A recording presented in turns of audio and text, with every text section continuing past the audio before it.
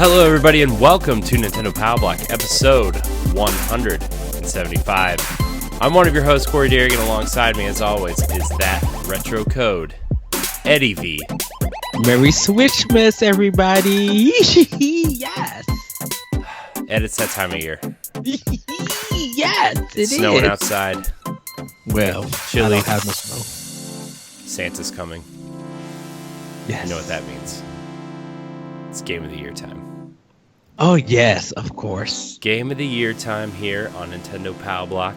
It is, man, there's a lot more that came out this year than I anticipated. Everybody I told Corey, I'm like, why did Nintendo have a Blastastic year games? When everybody questioned what was 2019 going to hold for them, we got our answer. Yeah. There was a ton of great games that came out. Yeah. There were. Yeah, I was going through the list of games that came out this year, right? Because, tomorrow we're recording late, so the show might come out a little bit later than normal, but it's all right. I was looking at the list because I was making my list for Power Block, and I made my list for Boss Rush's recording a Game of the Year, right? And I forgot how much came out this year.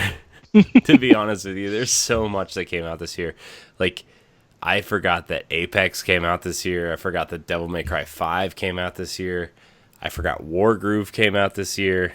That literally was on my list. Dude, there was so much. I forgot that Cuphead and Ori came out this year.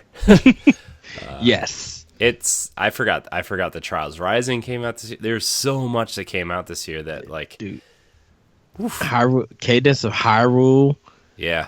Like, yeah. It's going to be interesting for Boss Rush. Yeah, for sure. And then, like, I forgot how many great games came out on Nintendo, right? Like, this year went by so fast.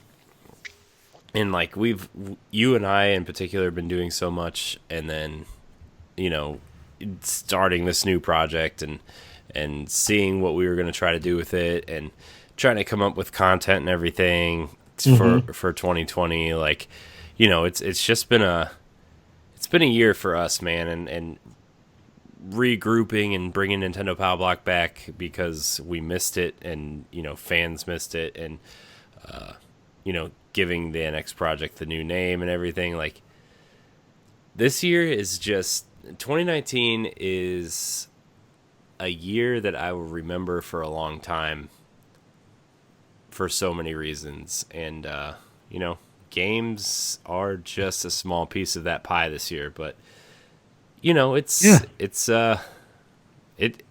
gonna lie, it's a Game of the Year. Like, even though we were talking about it a couple weeks ago, it just really snuck up on me to be 100% honest with you. Well, it's funny because, like, when I think of Game of the Year, like, I think of the last, kind of day. I'm like, of course, if you wanted to count, like, New Year's Eve, you can. But, like, I feel like once after Christmas, you got until Sunday to actually, get all the games that you wanted to play and make your decision, and then finally get your official Game of the Year out. Because you'll have Christmas and Hanukkah and Kwanzaa, you'll have all of that come, and you'll have those games, and you'll have a better idea. But it's thinking of Game of the Year every year. It really depends on what gets released for a particular console at times, because if it's not equal on all three sides and it's more on one side, it becomes harder, because you got to think of that one particular console with all of those games and trying to put them in a certain list that you enjoy personally. Yeah, man, just like coming up with 10, like, just to give everybody kind of like a glimpse of what we're doing today, we're going to do some honorable mentions. I cut mine down. I know Ed said he was going to, and then probably didn't. And then we're going to do a top 10 in order of the games that we enjoyed on Switch this year. So, but it's game of the year is always a special time. It's a nice way to look back at the games that came out and kind of remind people what came out. And if you haven't, haven't played some of these games, maybe it's a good refresher to check some of these games out.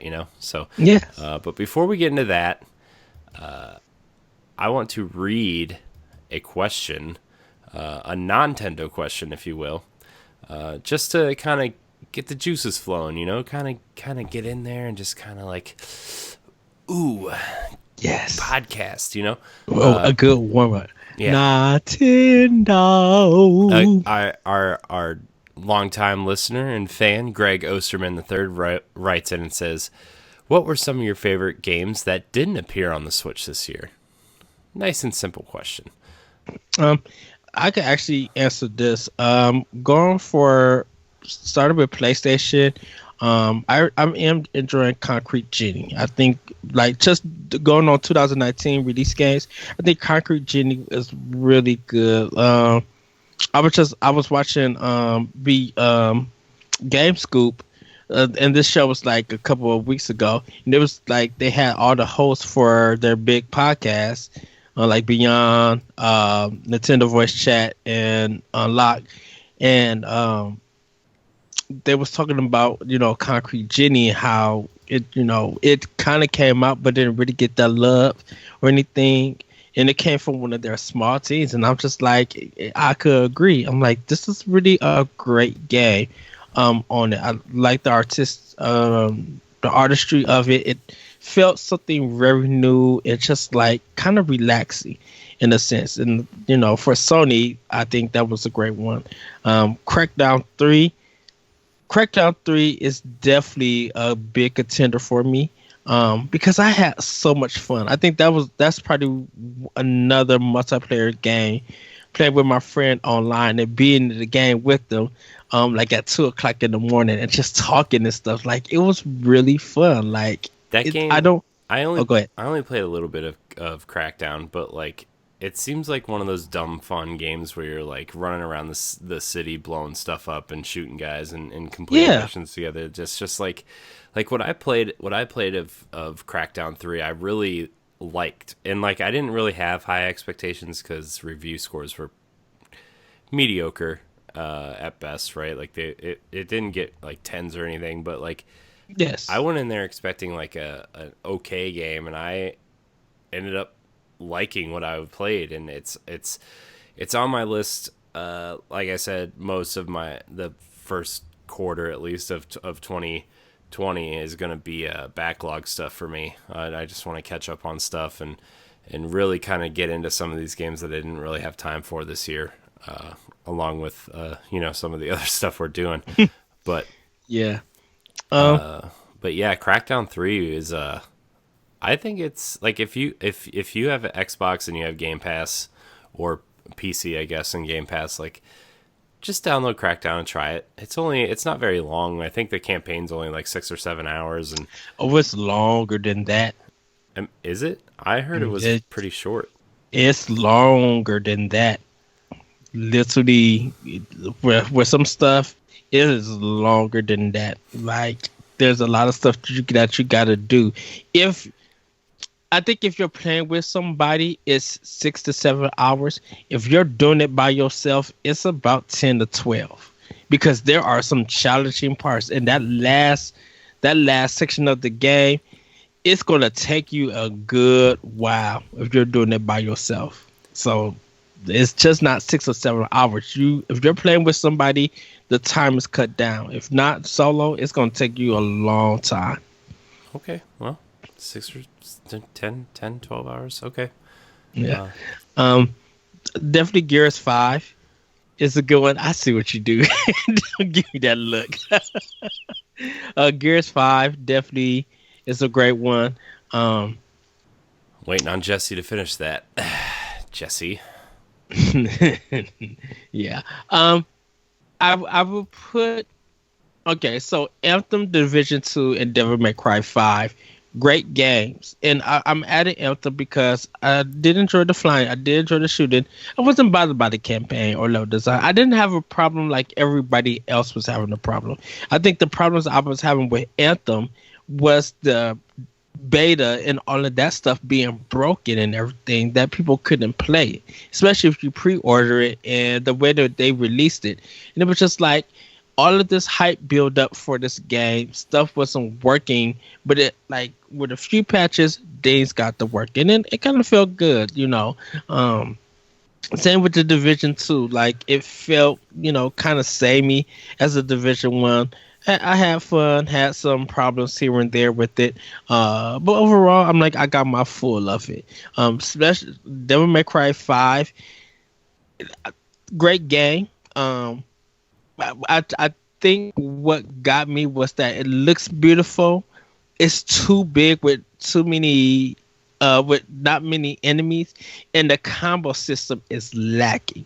I think because of Ninja Theory giving us like various ways to do combos and move sets and stuff, and really feeling like you are an action star.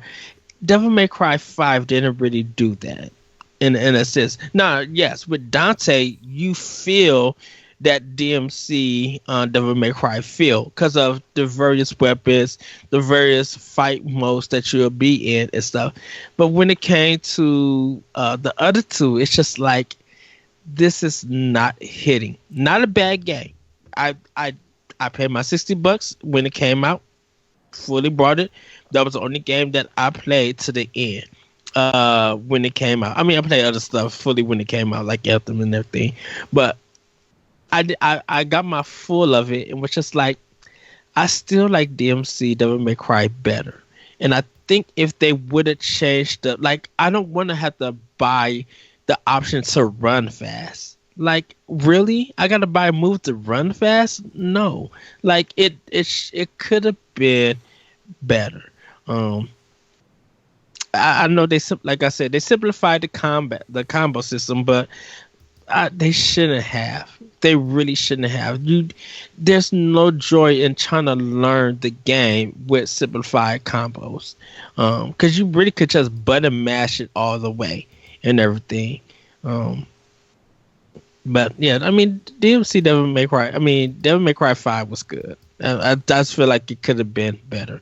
But I did enjoy it. So, other than that, let's see. Well, what else? Cause I got mostly like Remnant from the Ashes. Great game, phenomenal. I Still think need to fantastic. play it. I wanted to play it before Game of the Year stuff, but I don't think I mean, unless I stayed up tonight and actually like put a couple hours into it, which I'm not gonna lie, probably won't do that. Call of Duty Modern Warfare. Great story. Got some problems. I'll talk about that on Boss Rush later. Borderlands 3, good game. Control. I gotta put more time in Control, but I am enjoying it. With that game, it's there's something about Remedy that they like to make their games where full on action, but you gotta consistently move. You don't really get a time to breathe and stuff. So, the Control is kind of like that. Like I said, I got to put more time into it. I haven't got a chance to try Star Wars Fallen Order. I'm hoping to get that for a Christmas gift because I really do want to play that game.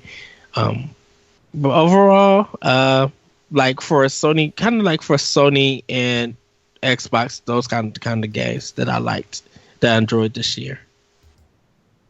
Nice. Well, I guess I'll go. I mean, I think the one game that kind of stands out, right? I know there's a couple, but the few that stand out, Star Wars Jedi Fallen Order, I really loved. Not a huge Star. I mean, I like Star Wars. Like it's fun, you know, like it's fun movie to watch. But you know, I'm not like the biggest Star Wars guy or anything. But I really liked that game. I like Cameron Monaghan as an actor, right? He's kind of the main protagonist. I like the crew. I think it does some interesting things with your companion. BD1 is an interesting companion. Like he's it's just fun, and there were a couple points where I was a little frustrated with the difficulty spikes, but and some of the platforming was just not. It should not have tried to be a platformer, and some of the platforming is kind of bad at some points. But it really kind of took what they learned from Titanfall and Apex, right, with like wall running and some movement aspects from Titanfall especially, and applied it to Star Wars, and it worked really well in most places, and the ending, like the surprise that they ruin in every single trailer, like like didn't get spoiled somehow. I just didn't, and it was awesome. The ending was awesome. So, and it totally, just gonna throw it out there, totally sets it up for a sequel. And I know that Respawn is already hiring for a sequel. So,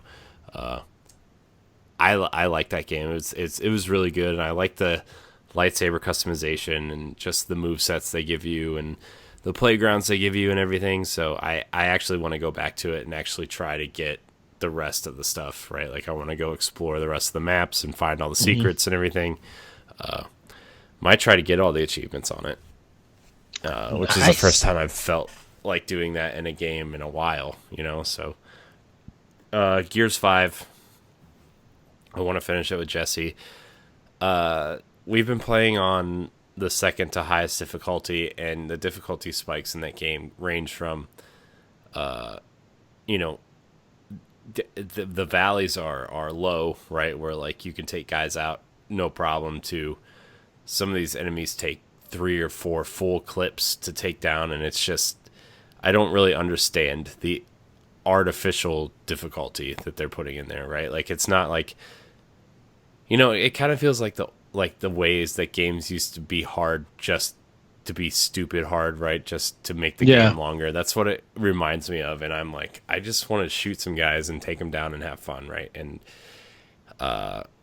it's to the point where Jesse and I kind of decided just to knock it down a difficulty level just to finish the story, because the game itself is really good. The story is really good. The characters are fun, right? And I want to finish it. I want to see it through, because I love Gears so much, but it's just like these artificial difficulty spikes in this game have been an issue since the first game, and they haven't been fixed, right? It's just, I mean, I know it's probably just the nature of Gears and how that series works, but like, I kind of feel like they need to do something with it.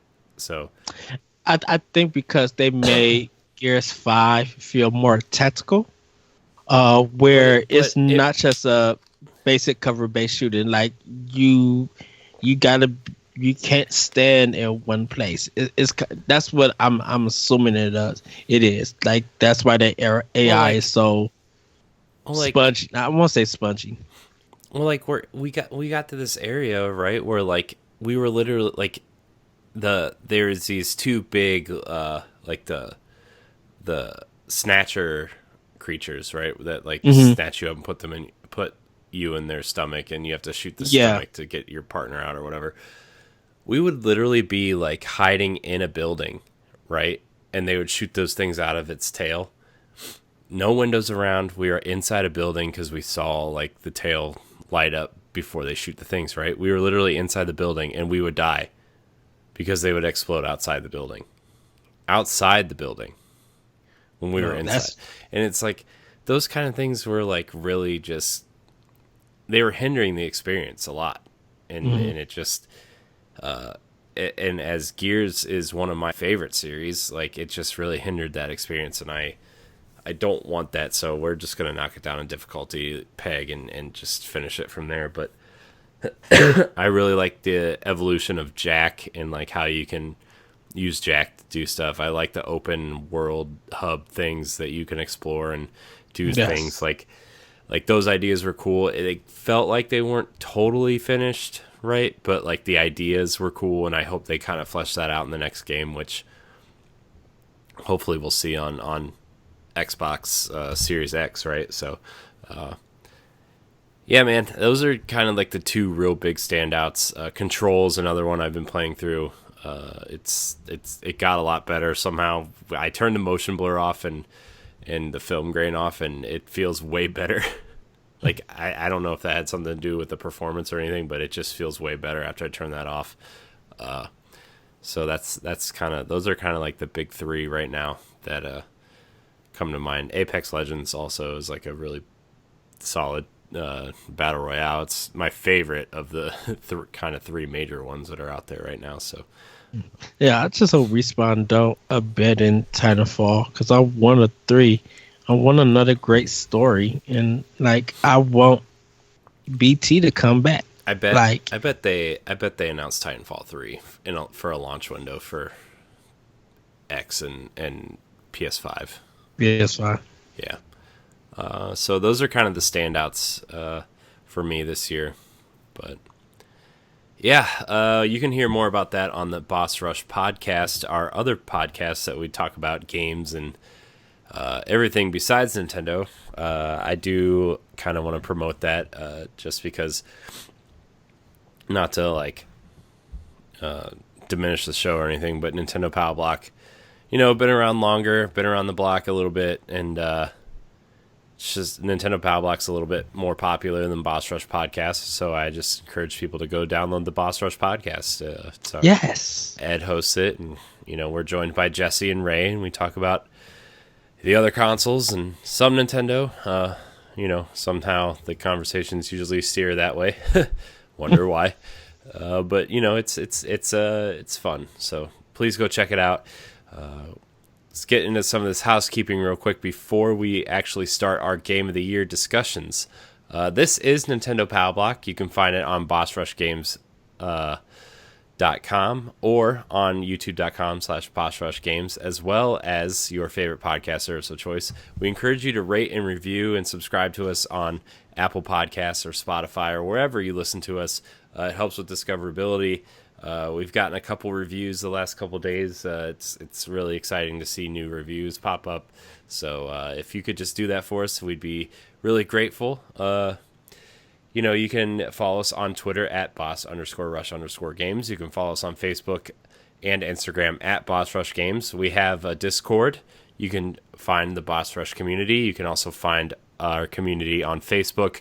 Our poll is in there for Game of the Year. We want to know what your games of the year are, just because we really want to build that community and see what you guys think. So check that out. You can also check out the poll on Twitter. It's just a link to the Facebook poll, so you can check that out.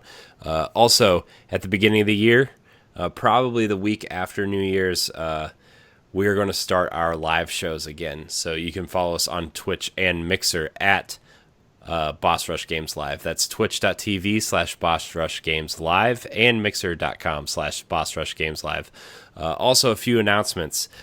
Standard Definition and 1v1 will be starting shortly after the new year.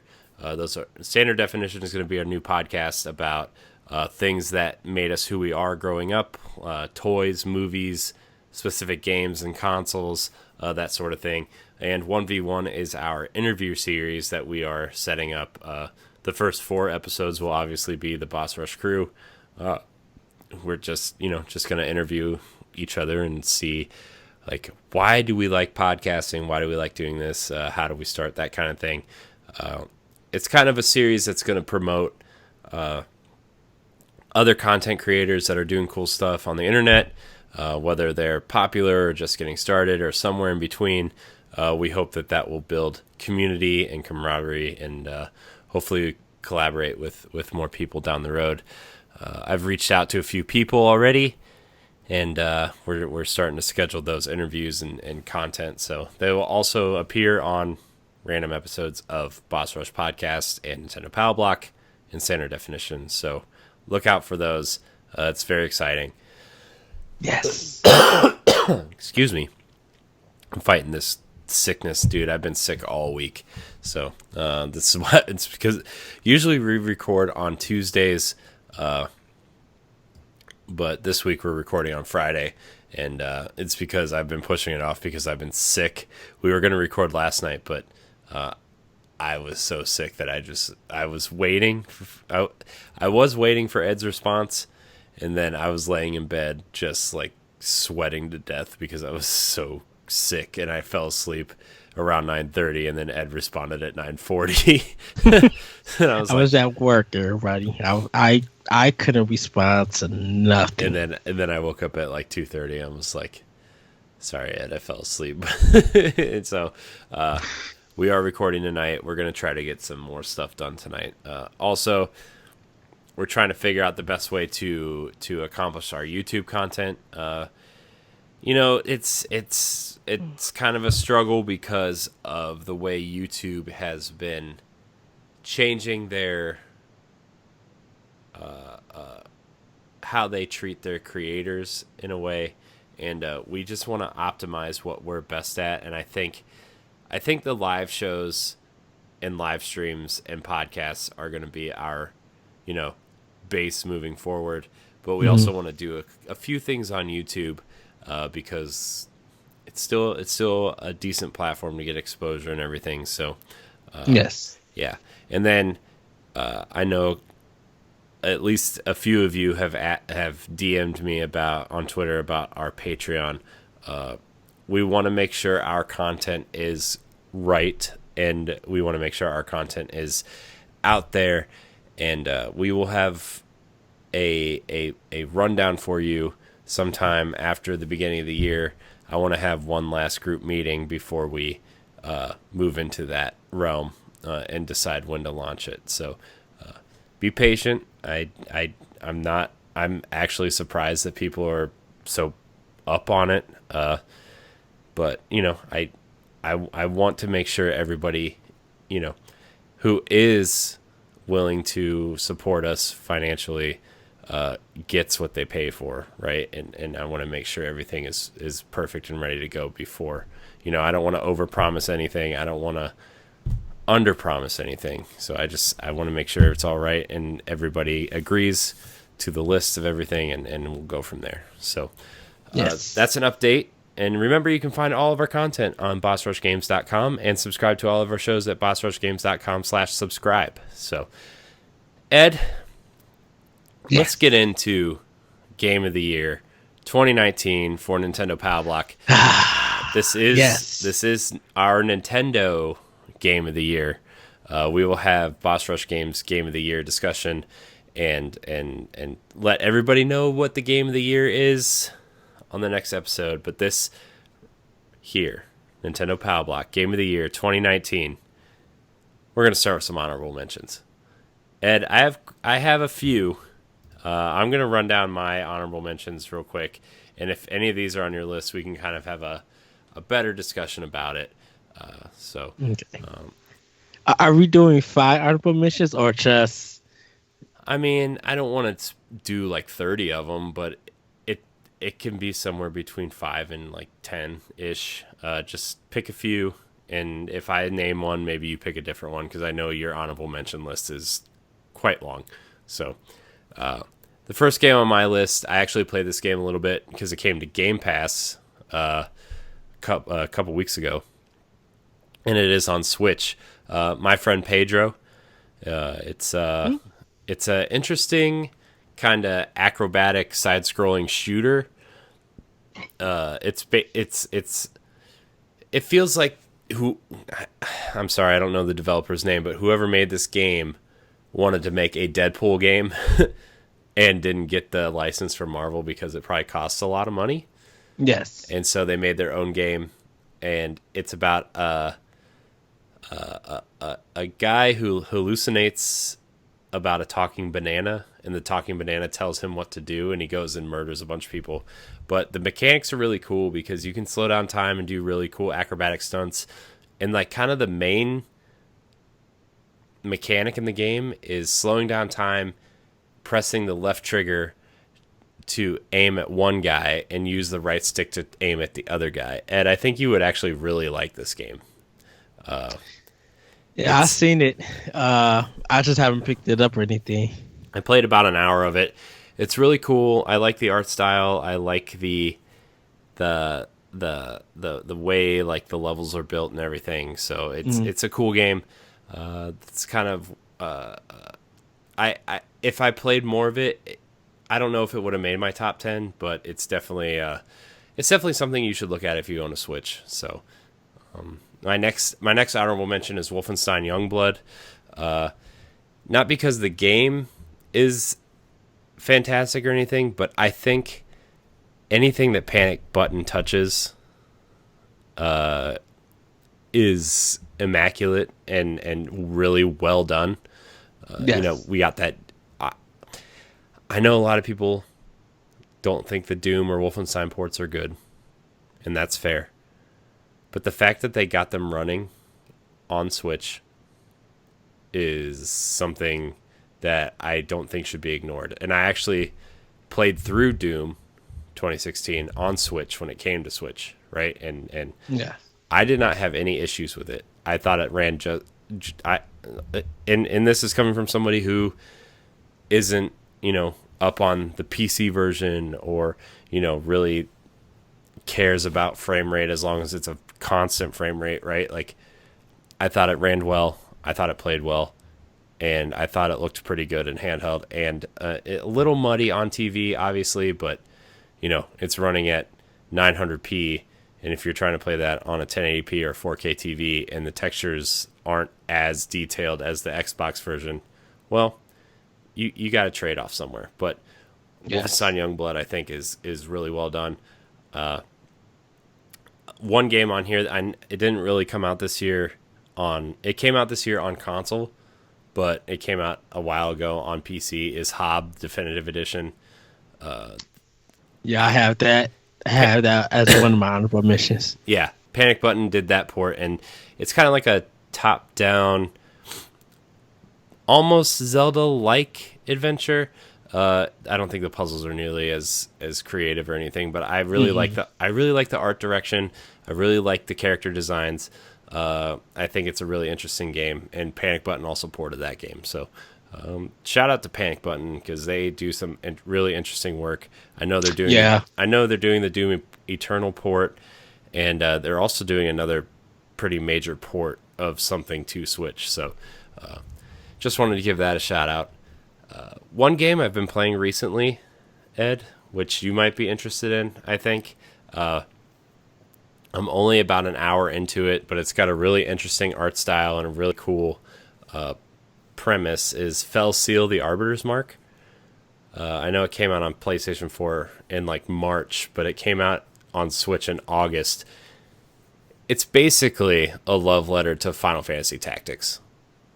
I've never heard of it. Yeah, it's got a really cool art style. There's so many different characters you can have in your party. I think there's something like almost 100 characters you could have in your party. Oh, so Suiko then. Yeah. but any developer. Yeah, pretty much.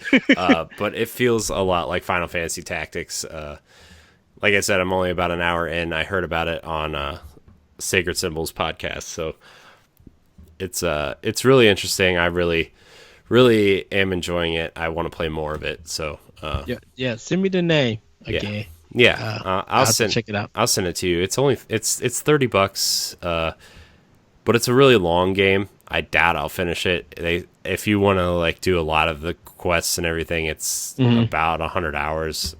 So, Okay. but it's definitely really interesting. Staying on that kind of strategy, grid-based combat war groove. The love letter to Advance Wars. Definitely really interesting art style, really cool.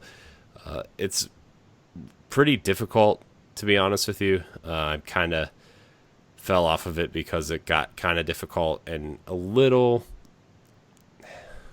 I don't know if complicated is the right word, but it got kind of overwhelming really fast. But you know, at the end of the day, it was a really well-designed game, and I know they made some updates to it since I played it last to make it easier, and you know, just a really neat game. Crossplay, you can make and share maps, that kind of thing. So, and on PC, somebody has made an Advance Wars out of it. So, Also, last shout out, not really honorable mentions because these are kind of old games, but the fact that Cuphead and Ori made their way over to Switch this year was Yes. definitely something that should be honorably mentioned, as one would say. So, And didn't realize that. Well, Ori I know was older, but I didn't know that Cuphead was like 2018. Like was an older game. it's Like 2017. see, I thought Cuphead was 2018 because of all the delays. 2017, fall 2017, and then it'll be 2.5 years when the DLC comes out. So, Okay. and they wanted Yeah, to wait to put it on disc or on cartridge for Switch, so they could put the DLC on the cartridge with the rest of the game, and that way there would not have to be any updates or anything. So, Okay. good on 'Cause them I know, for doing that. By yeah, the way. because I know I got Ori when I got Rise of the Tomb Raider in my Xbox One, because it was part of the collection. And I thought that it was 2018 for Cuphead because of all the delays that it missed 17, and it came out in 18, like early 18. So that's why I was just like, oh, Cuphead is older than that, 2 years. I'm like, wow, didn't even realize it. Yeah. Like I said, there's a lot more to talk about, but Ed, what are some of your honorable mentions? Because I'm about 99.9% sure I missed a ton that you're about to mention. So, Well, I have between like my top 10, I have 11 to 6 to 26. So, but I won't read them all. I'm going to actually start with my number 11, which is Katana Zero. This one is published by Devolver Digital. Really like the slowdown mechanics, and of course you're going to die at times, but you got to learn how everything goes. And then when you end the level, it shows you how everything's supposed to go and how everything looks in real time. Really fun game. Not a long one, but I really, really enjoyed it. And once again, I love the title of Katana Zero. I love that title, but I love the look of how the game looks, like the main page, the title screen. Like I would buy a poster, or like if they ever do a physical copy, I would love for that to be the physical, and just that be like in full, like just the full case, because it really is beautiful. I really do love it. Next is Box Boy and Box Girl. This one is by Nintendo. Thoroughly enjoyed this. I gotta play some more of it, because during the time, as much as I was playing it, other games was coming, and I was still playing Hook, which is another game I need to return to and finish. But like, was really enjoying it. Just think it's super cute, very clean. Enjoying the puzzles, just really loving it.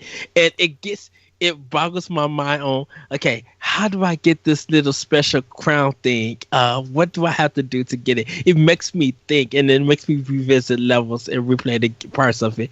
But really, really enjoyed it for what it is. 13, Blazing Chrome. This is the Contra game that comes from Brazil. It's like only 4 levels, but it's really difficult, really challenging. It has a Sega Genesis vibe and quality to it, but I really, really love this game. Really having fun with it. It's kicking my tail because it's one of the games that I can't play with the analog stick, but it feels like I want to try the Pro Controller, but I feel better doing the 4-button directions on the left Joy-Con to get better handling of the game of my characters and stuff. So it's something I still gotta learn. It's one of the games that you sit down and you learn inside out, and you make progress by learning. Like it's not a Souls game kind of learn. It's just like you got to pinpoint where things are going to be at. So it's more memorization of it. 14, Super Mario Maker 2. Really enjoy, love making levels and playing other people's levels. You can hear me and Corey talk about it. He sent me some levels that I stuck with. I got through. I made comments I wasn't frustrated upset, but I did have fun with this level. Said mine was like a clean palette, like getting through Corey's kind of challenging level, then playing mine and be like, oh, that feels so refreshing. Another level to get through. So I can't wait to return to it because I do want to do the Zelda DLC. I want to make a Zelda level and everything, and I kind of want to just get back into making levels for that game. But really did enjoy it. And plus, I got a lunchbox free from Target for it. So like, I literally was up there at 8 o'clock when the store opened to get it. So. It's nice, and I think I posted pictures of it. If not, I'll post them again in the Boss Rush Podcast Facebook community page, which you guys should like and join us there. That's where you could do also the voting for the games. That's right. Do yes. Do the voting. We need your help. So yes. Last but not least, God of Roboto. This is a Metroid style game. Oh, that's the black and white one with the cat, right? Yes. It's in the look of Minute, and I think it comes from the developers of Minute because it has that same style. It's a fun little Metroid style 3 to 4 hour game, but it's very challenging. I will say that it's very challenging, but I thoroughly did enjoy it. Very quirky story while you're playing the cat in the mech suit, but like, I really did have fun with that game. So those are my 5 honorable mentions. Like I said, I have more, and I'll probably post those games on the community page, because I think what I wrote down, I think a lot of people will be like, wow, you played a lot and really enjoyed a lot. And like, yeah, I was up to like 30 games. It could have went down to more. But yeah, I think you said you had like 21 honorable mentions at first. And I'm like, yeah, let's cut that down a minute. A couple of pegs. Yeah. So those are my 5. And like I said, I'll post the rest of it online on the Facebook group. Yeah. So, all right. Well, I guess we'll just ping pong back and forth. I'm going to start with number 10, and then we'll end with number 1. Yes. So, my number 10 is actually quite surprising for Switch. Mortal Kombat 11 is my number 10. I thoroughly enjoyed my time with that game on Switch. Look, it's another great third-party port, and you know, is it the best place to play the game competitively? No, probably not. Was the what was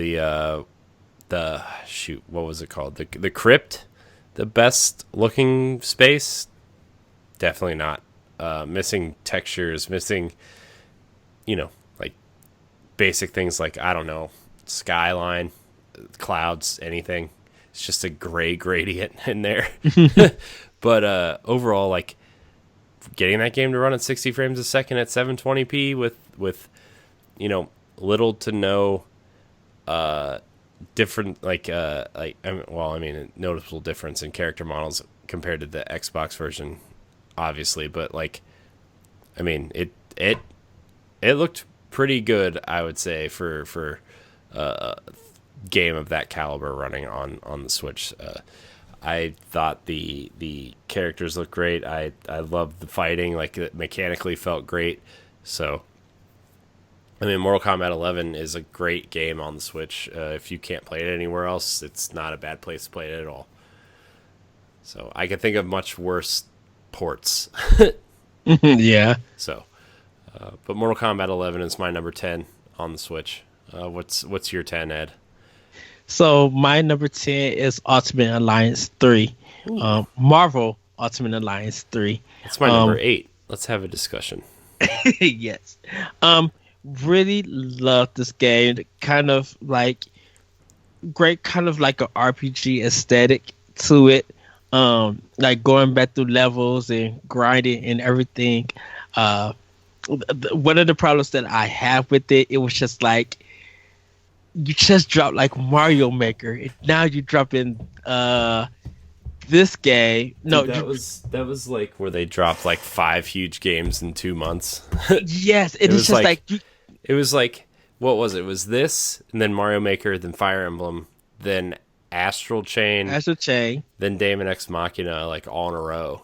And then right? I mean Links, that's then just links, and then right? Link's Awakening. So six It big did. games in less than 3 months. Like Then you had on top of that, just even with other consoles, you had Gears 5, you had Borderlands 3, you had Dragon Quest 11. You had to get ready for Luigi's Mansion. You got like there was a lot dropping within that time frame. yes, Um, yes, there like was. even yeah, like me and Jesse, we jumped into Remnant from the Ashes. I was a little bit late, but I'm like that was in August when Astral Chain was about to come out, and it was just like, how do I play all of these? Like you're jumping through 7 to 8 games per day, Right.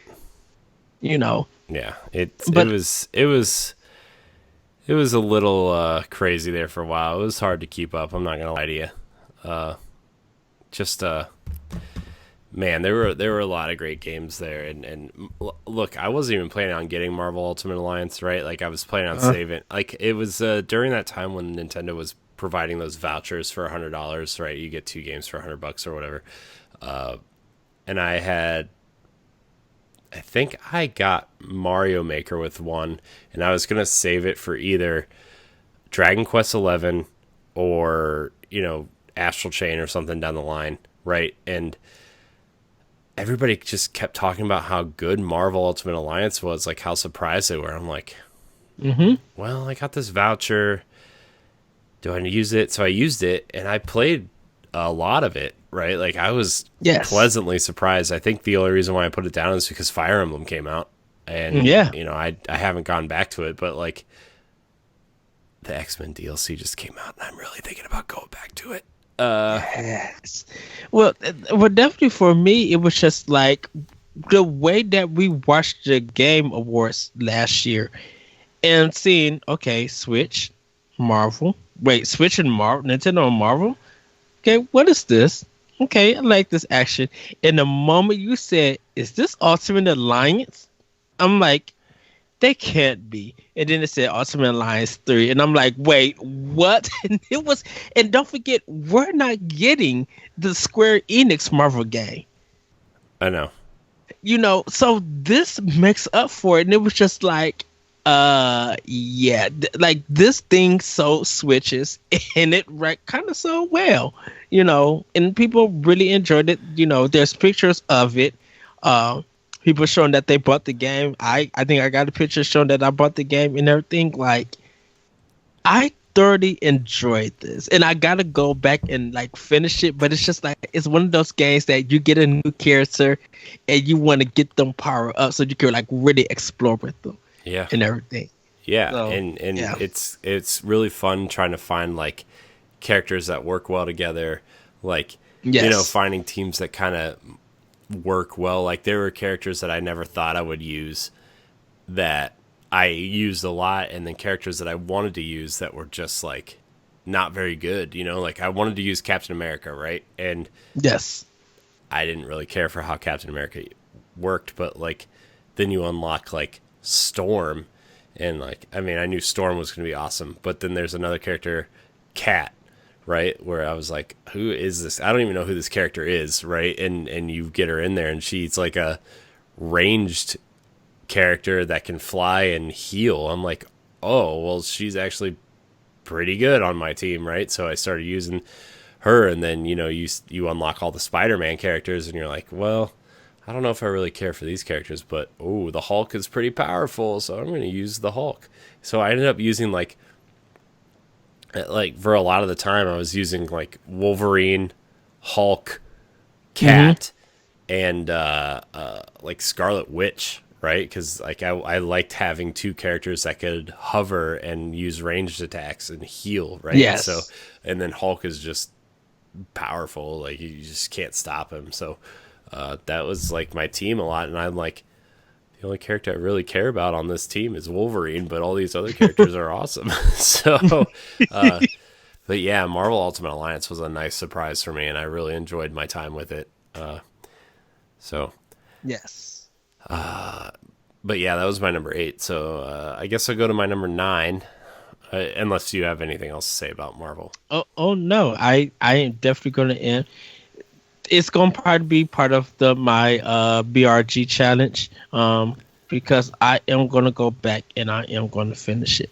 Uh, like I said, it's just a whole bunch of other games came and played it, and it was great that Nintendo, Tecmo, and Marvel came together to make this game, Oh and that yeah, Marvel was so open to be like, yeah, do whatever y'all want, like here, yeah. you I'm know, I'm quite surprised. I really enjoyed. I was just pleasantly surprised. It's nice to have a nice surprise when you're kind of like, yes, because like it kind of had that art style of the mobile fighting game, right? And some people were like, "Oh man, is this going to be just like another bad kind of tie-in because the movie's coming out or whatever?" Like because it kind of revolved around Thanos and the Black Order, and hmm Endgame was coming out and everything. Like I think a lot of people just thought that you were going to get a crappy Marvel game because the movie was coming out, right? And it turned out not to be the case. So, yeah. It, before we go to the next one, I just want to say that it always feels good when Tecmo Kobe works with Nintendo yeah. making games. There's something about there's a polish, and their quality is better than them just making something. Tecmo Kobe just making something on their own. So just wanted to say that. Yeah. But go ahead, go. Okay, my number 9 is NBA 2K 20.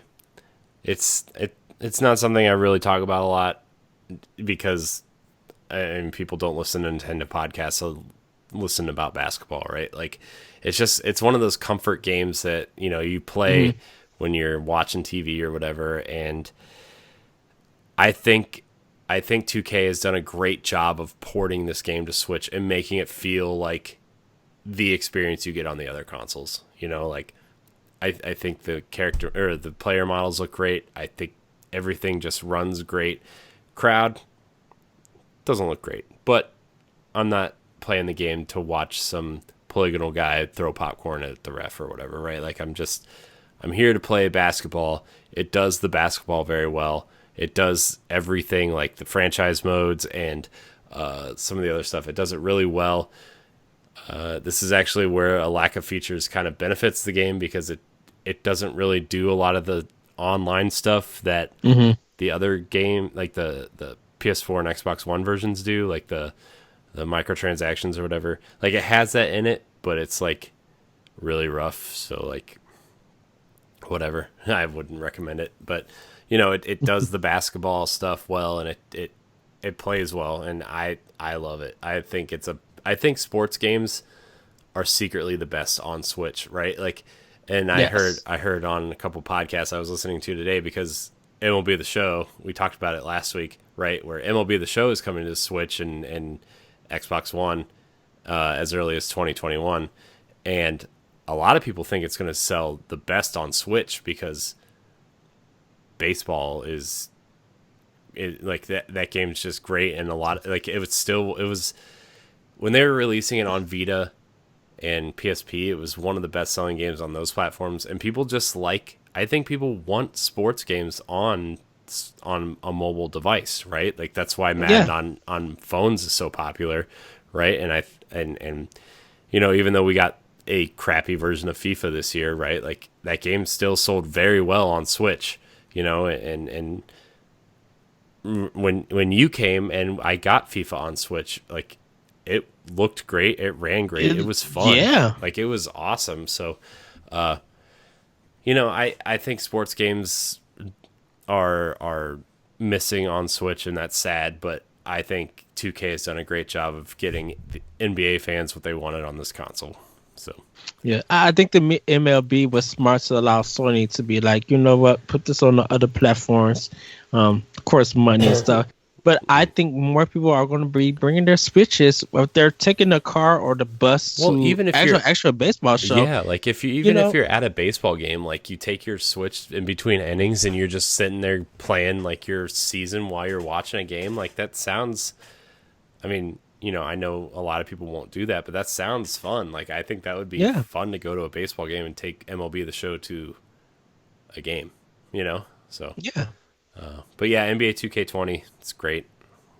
So, yeah. what's your number So, nine, Ed? so my number 9 is Wargroove. Um, and I picked Wargroove because I laughed so much at the cutscenes. Like the writing is good in this game. It's super funny. Enjoyed the combat. Kind of love the animation. Yeah, it gets a little bit difficult, but sometimes if you stick with it, if you think about it, think it through, you can make it through. So Road Groove is I can't say much more for it. I think it's time for Nintendo to do Advance Wars, and I literally have a feeling that may be the surprise game for the next Nintendo Direct. I think Nintendo watched to see how World Group was doing. I believe it did satisfactory to the developers because a lot of people did pick it up, and I think they'll be like, you know what, we need another filler game uh for 2020, and I think Advance Wars would be a perfect choice. Even if they want to do a Game Boy Advance collection and put it on Switch, $40-$50, you could just do it digitally eShop. People will go crazy about this and buy it. Like I could just see headlines and people be like, I remember playing this game back in the day, and now that it's available, I can't wait to play this with friends or in a car and stuff like that. So World Groove is number 9 for me. Dude, I not to derail the conversation, but I mean, this sounds like a conversation we're gonna have at some point anyway. But I don't want to have it here. But there's two things that people are talking about, and that's obviously Intelligent Systems doing a new Advance Wars game. Mm-hmm. But the other thing is that the Xenoblade team it's a light rumor. I mean, take it with a grain of salt, and it's like one of those Reddit rumors you see, but the Xenoblade team doing Golden Sun. All right, my number 8 is Marvel Ultimate Alliance 3 that we talked about already. Ed, what's your number 8? uh, okay, so you mentioned Golden Sun. I'm sorry. I don't think Golden Sun is owned by Nintendo though, so that's why I would find it weird. But I'm for it if it happens. But number 8, Sayonara Wild Hearts. Beautiful music. I really love the intro. Like the intro is so relaxing and so vibe. I put online that music this year had a great vibe to it. There was something relaxing, and I still stand by this, even though this is a Nintendo game. Devil May Cry 5's shop menu, definitely give that a listen. Just listen to it, like it's so good. But like Sayonara Wild Hearts, I like the fact on how quirky it is. Has a great pop soundtrack to it. Like really has some really good grooves. Really easy to get into and play. Not too long of a game, but I thoroughly enjoyed it. It became one of my most anticipated games from 2018. Because once again, seeing it at the Game Awards, I'm like, what is this? I love it. I need this. Like, and hearing the music, like you could just see me not solve it or anything, but I was just literally in love with it. And I'm like, I must have this. And if nobody else doesn't want to support it, I will support it. Like I enjoy Sayonara Wild Hearts, So yeah, and definitely one of those games a lot of people were talking about. Where did they show that first? They showed it at the Game Awards. Yeah, last year, right? Like that was one of the big things from last year. Yeah. And I know a lot of people were talking about it, and then I know it was one of the big things for Apple Arcade that they were pushing. Yes. Because Sayonara Wild Hearts was the launch title for that. So, yeah, I agree. Like I thought that game has a really cool art style. Like the soundtrack is pretty good. So, yeah, it's one of Yes. those games I would like to play eventually. I just just Oh, haven't gotten around to it. and even though this is not on the list because it's not a 2019, please everybody, if you got Chess Shapes and Beats, play the Shovel It's on Knight sale right now, DLC. so Pick it up on sale. Play the Shovel and Shovel and Knight or Shovel something. Like the Shovel Knight in that music in that game is I mean, it's Shovel Knight's quite music in general is just it's fantastic, amazing. phenomenal. It's like straight perfection. Hearing it just Chase and Beast, I was just like, I need a soundtrack of this, like physical, like it's bunkers good. yeah. Yeah, Shovel Knight's music's just amazing, and just Shapes and Beats. Like I saw it at PAX, and dude, it was just that whole booth was just awesome. So, all right, my number 7, the surprise game of the year for me. Just something, one of those games you just buy on a whim because it's $2 on the eShop. You guys knew it was coming. Hook Yes. is my number 7. Just a peaceful little puzzle game. It's $1.09 on the eShop right now. It's just Blame you. I know, I dude. I got bought so that many people game. hooked on that game. I got that game and I literally played 5 hours straight on a Sunday I after know, buying it. dude. It's so good. It's so good. Yes. It's basically lockpick the game, but you just got to get the hooks out of the slots, and if you mess up, you reset, and you got to do it again. It's really fun. It's really peaceful. There's not really it's a really simple art style, but it works. It's just a fun little game. There is a quick look of it up on our YouTube page from when it was the Nintendo Power Block YouTube page. If you want to see what it's about, I think it's about 15 minutes of Hook. So please check it out. It's a fun game. It's really cheap. It's $2. So it's just a fun puzzle game. I'm glad I got it, and it had to make our list. So Yes. Hook is my number 7. The crazy thing about it is that when you hear when you actually got that hook loose and it went all the way through and it disappeared, it makes you happy like a little kid. I You're just know. like, yes. Or like when you get to like the end of one, and you're like, you have like 2 or 3 steps left, like when you're like really far into the game, Yeah. and you realize that you forgot to do something, and you just see the hook go and move back, and then it resets the whole puzzle, and your whole just like oh, it's the worst feeling. But then when you solve one of those big ones, those really hard ones, especially when they Yes. start like having, like the different circuits where you have to like match the shape of the button to the shape of the other button, and you have to like Yes. figure out it's so good.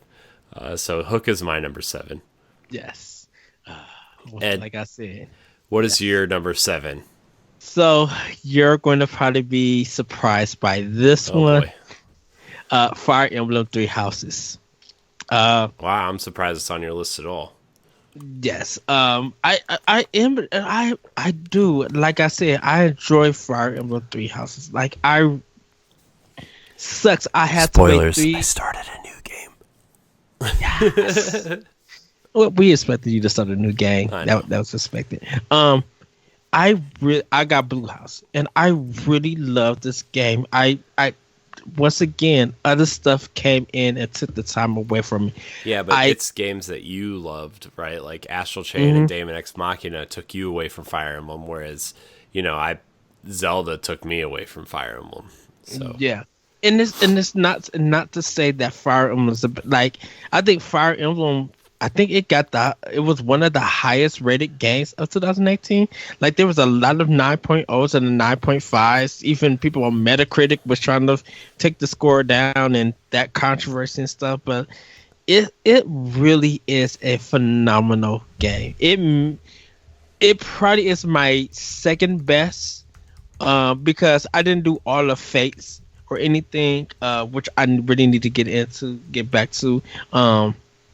But I really love the characters. I love the music. The combat makes me really think. So sometimes, like, even if I lose that whole fight, I go back and I figure out what I should do better and everything, and I'll make it through that second or third time. But it's just like being in this game. Like, I truly love it and everything. And I'm still kind of far into the intro. Like I said, other things at the time, but it's one of the games that literally sold out everywhere physically, and you had to wait almost a week and a half to see which stores have it, and even that second sale sold out.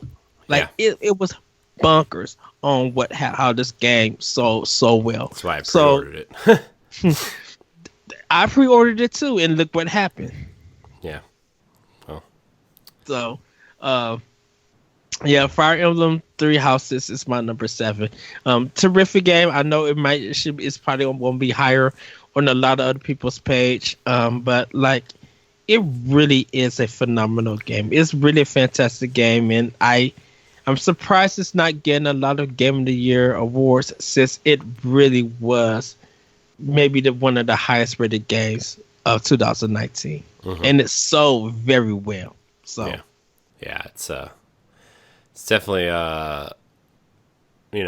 one of the it's a special game. I'll talk about it a little bit later, but I'm just gonna move on to my number 6 because I know we kind of talked about it a little bit already. But Super Mario Maker 2 is my number 6. As someone who didn't get into Mario Maker 1 hardly at all, Mario Maker 2, according to my Nintendo stats this year, was my third highest played game this year, which is, something. I built a ton of levels. I played a lot of people's levels. Like, it was really fun to go in and just mess around, and I think this game was kind of divisive a little bit. Not that it wasn't a quality game for everybody, but like, people really missed that second screen of the Wii U. Whereas people who didn't play the Wii U version really enjoyed this game a lot more than people that played the Wii U version, right? Like, I have a pressure sensitive stylus to build levels with, right? Like, I went out and got one. I thought the interface was really intuitive. I really like playing it in handheld mode. Actually playing it in TV mode actually hindered my experience because the touch screen controls work so well, and the Pro Controller has quite a bit of input lag. So I don't know if they fixed that in an update or anything, but just I tried to play because some people were making really hard levels and I was playing them, and I was like, I wonder if I'll have better chances with like a D-pad or like a proper controller, right? And I put it in. I was like, wow, this input lag is extremely noticeable. I'm going back to handheld mode.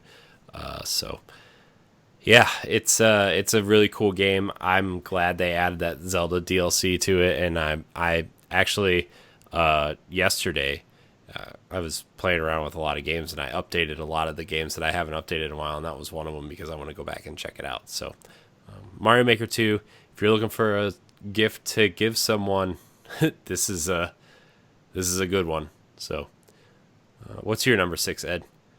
Number 6 is Luigi's Mansion 3. Great, fantastic game, really funny. Toad driving the bus, still don't know how, still laugh about it, and like, once again, like, you see that there's even some memes, and people just putting pictures of Toad driving the bus. Dude, he drives like a maniac. I'm sorry.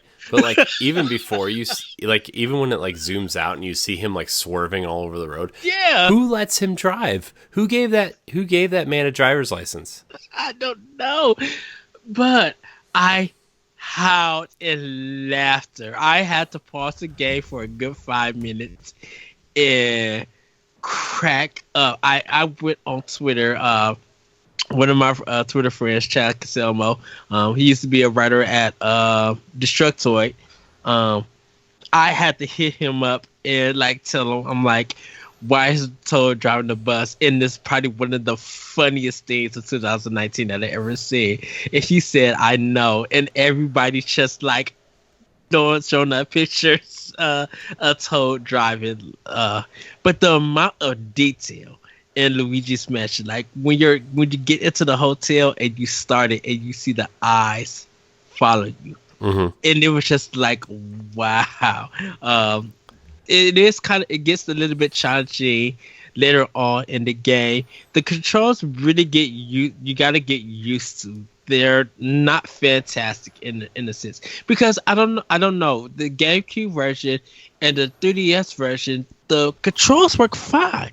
They were really well done, and I don't know why in this one it's not like it's not hitting it. It takes a while to learn. But overall, like, I really am enjoying it. It's still funny. I like the bosses. I like, figuring out where the ghost is at and making my way around the hotel in it. So yeah, Luigi's Mansion 3 definitely it's probably the only Nintendo game I don't have physically, because I bought it digitally and I just did an update for it. So I got to find out what new stuff came to it. But overall, yeah, Luigi's Mansion 3 is my number 6. That's gonna be after I finish some of these. After we finish our game of the year stuff, because tomorrow at some point I'll probably play a little bit of Control. I want to finish Control, but after I finish Control, Luigi's Mansion, I think, as I progress through my backlog, that's going to be the first one I go to sit down and really just spend time with, because like I really feel like Luigi's Mansion 3 would have been on my list if I wasn't invested in so many other games at once, because the thing that I don't really care about in Luigi's Mansion is the controls, the controls, and I want to try the alternate control system, and then I want to play with I want to sit and play on my TV, right? And I really feel like Luigi's Mansion 3 would have been on my list if I would have just given it time and actually sat with the controls and gave it a shot. Like I said, I only played for about an hour, and it wasn't in the ideal situation. I was laying in bed, I was tired, and the controls just were kind of funky, because that's just how the game is, right? And Nintendo wants you to, for better or for worse, Nintendo wants you to play their games the way they design them, right? And Luigi's Mansion, I feel, is the epitome of one of those games, and I just need to sit down and play it that way. So, yes. Should I move on to my number 5? Yes. Okay. One of my favorite series, spawning from the 3DS into this sequel, Box Boy plus Box Girl, is just a charming little puzzle game. It's just, there's nothing really to say about it. It's just more Box Boy if you know what that is. If not, you're a little box, and you create boxes to solve puzzles to get to the end of a level, right? It's that simple, but it takes that simplicity and makes it super complex at points, to the point where you're like really knocking your head against the wall. And like, I was playing this one level last night before I went to bed, and partially falling asleep while I was playing it. But like, I was like, I want to get 3 stars on the stage, right? And how do you do that? You have to use the least amount of blocks possible and collect all the crowns. Well, I slept on it, and then when I got home today, I figured, I just instantly just did it, right? Like, it's one of those games where you can just, oh, I love that game. It's so charming. The art style is fun. The sound effects are very new age retro, I would say, kind of it really has a updated Super Nintendo sound to it. Yes. The music is fun. It's just a fun game. It's $15. It might even be on sale on the eShop this week for Christmas. So if you haven't checked it out, just look up a Let's Play for it. It's just really fun. I might actually record some of these games that people don't really know about. I might update the Hook quick look. I might do a Box Boy one, and some of these other games. I Box Boy and Box Girl is maybe one of the games that everybody like. It feels like it's a game you just need to buy day one. It deserves to be on the Nintendo Switch. Yeah. Well, I mean, it is a Nintendo published game. You know, it's from the creators of Kirby, so it's. I mean, it has that same kind of whimsical style that Kirby has, right? So, yeah. I mean, I recommend it to everybody who, especially if you're into side scrollers and puzzlers. Like, it's just a charming game. So it kind of like. When I'm playing it, not that it's the same type of game, but it gives me that same feeling as when I was playing Snipper Clips, right? Like it just makes you smile, it makes you laugh when you mess up, and it's just so good. Ed, what's your number 5? So my number 5. No, and I had to actually think about this because I had to take some stuff down, put some stuff up, move it around, and without a shadow of a doubt. And if it hurts me, it pains me, but because the other stuff that I'll put on my list means a little bit more to this game, but Link's Awakening, I had to put as number 5. And Link's Awakening is my number 4. So yeah, it's such a beautiful, wonderful game. Yeah, like it's very. Oh, go ahead. Oh, I was just gonna say it's just. You know, it just screams, you know, and yeah, some of the mechanics are dated. Yeah, some of the dialogue and some of the levels are kind of stuck in the 90s or whatever. But it's just the art style and like the movements and just like. It just everything about it reminds me of why people love Nintendo. You know, like yes, it's just charming, and the music is amazing, and the characters are fun, and the interactions you have throughout the world are fun. And you know, I know a lot of people were complaining about frame rates and whatever. Didn't hinder my experience because same here. I'm not gonna lie, I didn't really like. Okay, when I walked into the town, like it slowed down a little bit, but like. They took this grid-based level design from the original and turned it into an open world, right? Like yes, and yeah, it had to overcompensate in some places, and who cares, right? It's loading the area. Sorry, whoa, you know, like I look. Trust me, there's been big AAA games that's low worser than Link's Awakening that has a terrible frame rate even after 5 patches. So what they did with Link's Awakening doesn't compare to some of the other big name projects on other consoles and other developers. Yeah. So I mean, Link's Awakening is definitely I know it's not captivating, dude. Like it makes you feel like it's a new adventure if you never played this game on the regular Game Boy or Game Boy Color version. But for those who did play this game, it's just like there's a enjoyment and satisfaction and a wow factor. And it's just like this this art style is beautiful, and it just makes you talk about it. And really, you end up appreciating it more. It's just be like Oh yeah, go ahead. Oh, sorry. And something that isn't even talked about enough either is just not just like the music and the soundtrack, but just the overall sound design. When like you move into a new area and like the music's kind of quiet, right? And you know it changes depending on where you are on the map, and just you know some of the creatures, like when they spot you, just the little sounds it makes when they catch you or whatever. It's just what a game. It's like, is it the best 2D Zelda game? No, but it more than makes up for it with the designs and the art and just the charm that it oozes, you know.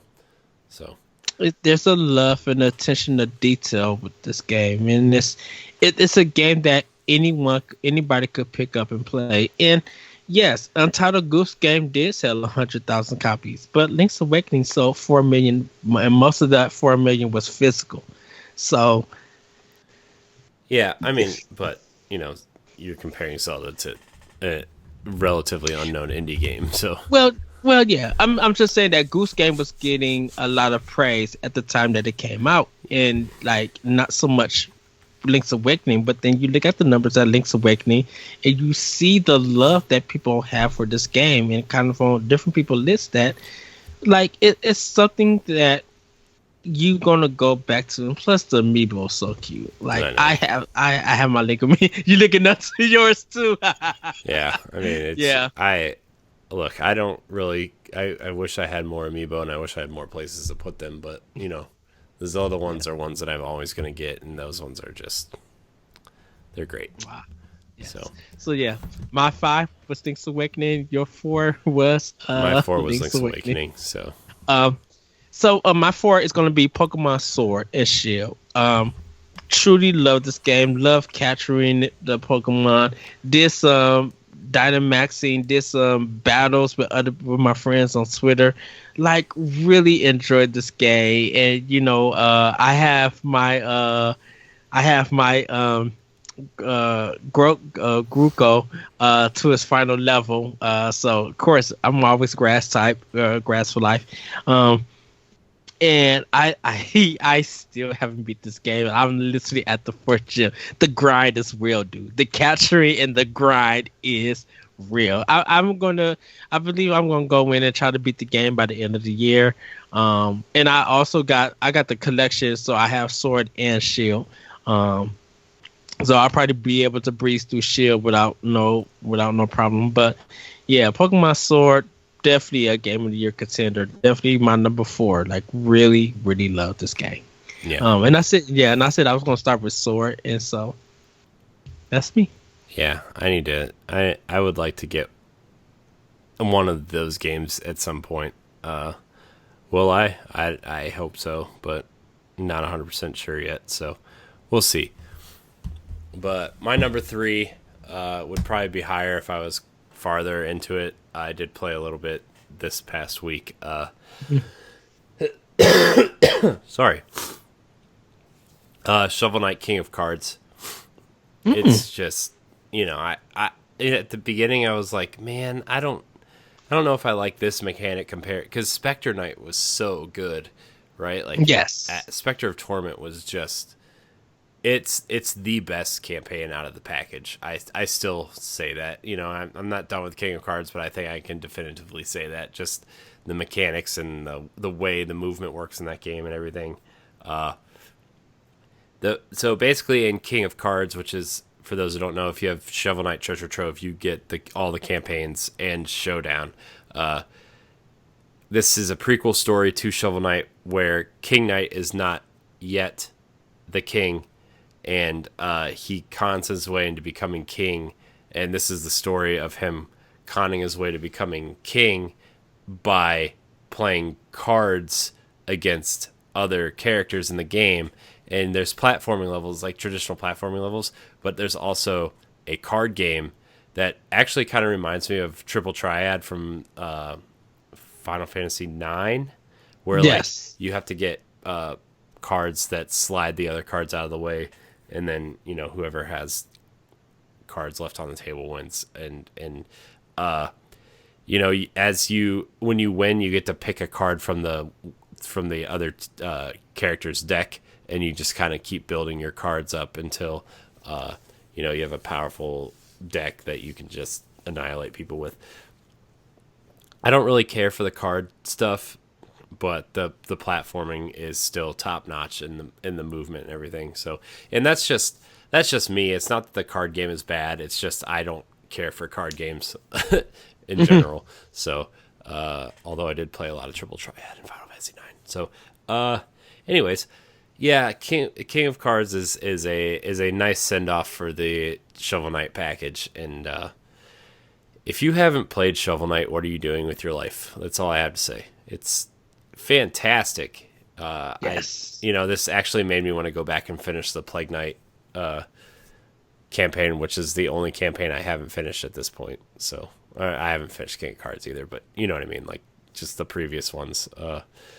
So yeah, and actually the Treasure Trove is on sale right now. Nice. So you can actually get that pretty cheap. So, Ed, what's your number 3? My number 3 is Astro Chain. A game that was truly a surprise this year, I think, to a lot of people. I mean, I know a lot of people were gonna play it because it's platinum, right? Yeah, but I think a lot of people were surprised at how good this game was. Yeah, like no one knew that Platinum and Nintendo was making this. Like they literally showed it at the Spring Direct of this year, and they were just like, "Yep, the game will be out." They showed it in at E3. Like, "Yep, the game will be out in August." Wait, what? Like this game is almost done to be out. Like we had no idea that this game was working. And it is a Nintendo-owned game because they paid Platinum to make it. But yeah, like the combat system, it still takes a while to get used to. But like once you get used to it, and the dodging and the fighting and everything, it's like this is pure Platinum action. And I love the character kind of created that you could do. And like really like that, like the detective stuff that you could find and like trying to find out what's going on before you get into the different stages in the game. But like the fighting is really fun. I can't wait to see what they do for Bayonetta. I don't think what they did with Astral Chain, I think some of the ideas that they had in it, they're going to do for Bayonetta. And everything, so I can't really wait to see. Beautiful art style, great gameplay, consistent frame rate. Like there's no drops or anything in it. Like it's a really amazing cell shaded fun game, and I definitely love it. That intro sequence to the game, though, yeah, probably one of the Platinum's best. Like I thought the airplane sequence, the intro, so Bayonetta 2 was bunkers and crazy. This one is like action packed. I'm like, yep, this is pure Platinum, and I need more of this. Like, I actually love this, which is literally funny because reason why I say pure Platinum. Anyone who's played Nier Automata, of course, you got the action that's straight Platinum, but some of the shooting stuff feels like it's a treasure game, and I'm just like, wait a minute, this is not Platinum's motive. This is none of this could come from Platinum because Platinum doesn't do shooting games. Definitely if it feels like a treasure game, no, this is not Platinum. Someone for Square Enix had to work this into the game. So, but yeah, I like Astral Chain, yes, and it's another game that got highly rated and hopefully sold well. Like a lot of people enjoyed and loved this game. Yeah.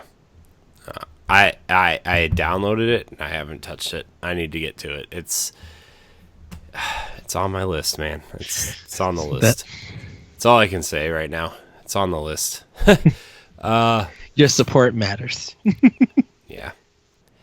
All right, my number 2 is going to surprise you, and it actually surprised me that it made my list at all.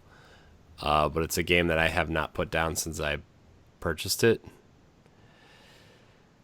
Yooka-Laylee and the Impossible Lair. What? Yeah. Yes. Yeah. I liked the first game. I didn't love it, but I liked what it was going for, right? Like his kind of throwback banjo style thing, 3D kind of platformer, collectathon, whatever. It was good. It wasn't great, but it wasn't good. Or it wasn't great, but it was good, right? Like it was a good first attempt. It was banjo on a budget, you would say. And I played on Switch. It was good. I really liked what I played of it. Let's just say the 2D style for Yooka-Laylee is definitely the way they should keep going. Yes. It is the one of the best 2D platformers I've played this side of New Super Mario Brothers on Switch. It takes everything that people like about Donkey Kong Country and makes it good. I'm sorry, Donkey Kong Country it was an interesting game at the time. It's a game of its time. Yeah, and dude, it is so good. It's so good, man. And like moving through the overworld is like a top-down, almost like Zelda dungeon, where like you have Yes. to solve puzzles to get to the next level. It is so good, and the Dude, animations and I like literally am mad that I couldn't get it for Switch because it was soda. I'm probably am gonna double dip to get it for Switch, um, because the Xbox version was sold out because I got the first one on it. I had to end up getting the game on PlayStation 4, and I wanted the Switch version.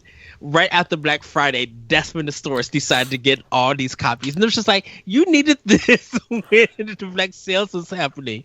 Like, yeah, dude, yeah, I it I don't even know how to explain how good it is. It's just that good. And like there's a $3 DLC pack that you can get that you can like change a lot of the way the game looks and feels, and it's almost like a like when you would play GoldenEye and you as you progress through the game and did certain achievements or certain objectives, and like it would unlock like the cheat codes.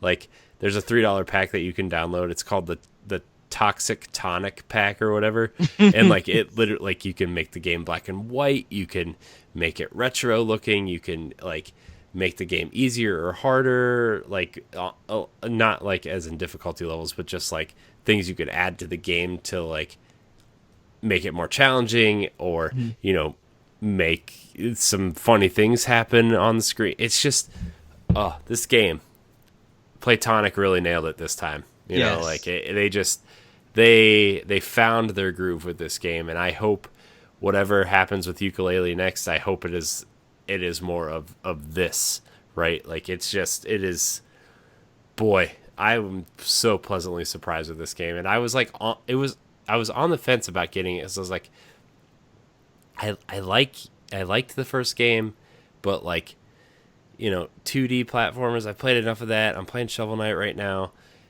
Do I really need it? And then it was on sale. I think it was like $20, and I was like, I'm just gonna do it. I'm just gonna play it, and I played that first level, and I couldn't put it down. It's so good. Oh, yeah. Yooka-Laylee and the Impossible Lair is so good. I put it down because I'm playing it on PlayStation because I had to try all the other games. I cannot wait to get back to it. It feels like it was a shorter development time for this one.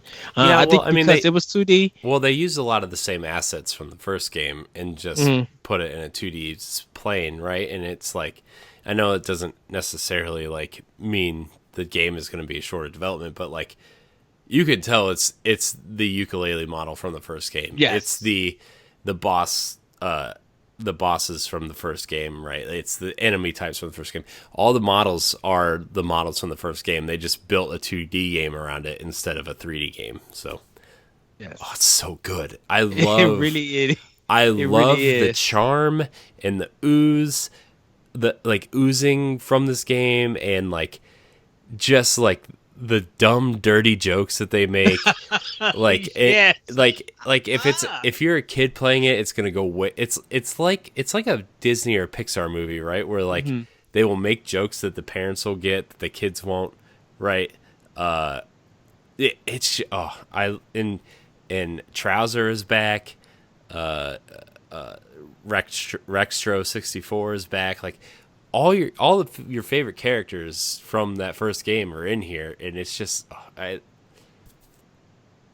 like just support Playtonic and please purchase this game. That's like, Yes. I know I've said that a few times on this show, but like there are games that just definitely deserve to see love that maybe aren't getting it, and this is one of those games. It's really good. It really is a good game. It almost like this game, honestly, if they were going to make another 2D Donkey Kong game, I would want Nintendo to say, hey, can you make a Tropical Freeze like third game, right, in a 2D Donkey Kong space? I would fully trust Playtonic to do that. Yeah, That's what this game feels like. Like it feels like a not that it's like a simple game, but it feels like a simplified version of Tropical Freeze almost. yes. But it plays better. I'm sorry, I don't think Donkey Kong plays well.